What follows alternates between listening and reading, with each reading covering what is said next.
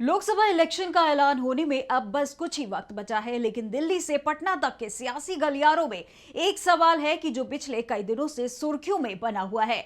आखिर नीतीश कैबिनेट का विस्तार होने में देरी क्यों हो रही है? वहीं नीतीश की खामोशी और कैबिनेट विस्तार में हो रही देरी से गठबंधन सवालों में आ गया है। 28 जनवरी को नीतीश कुमार ने पलटी मारी थी। महागठबंधन को छोड़कर एनडीए में आ गए थे। बीजेपी के साथ मिलकर सरकार बना ली थी। सुबह नीतीश ने इस्तीफा दिया और शाम को सीएम पद की शपथ ले ली। नीतीश के साथ 8 मंत्रियों ने भी शपथ ली और दावा किया गया कि जल्दी ही कैबिनेट का विस्तार किया जाएगा। कैबिनेट विस्तार को लेकर तारीख पर तारीख दी जाती रही, लेकिन कैबिनेट विस्तार नहीं हो पाया क्योंकि नीतीश कुमार कैबिनेट विस्तार की जगह नए चुनाव की तैयारी में जुटे थे।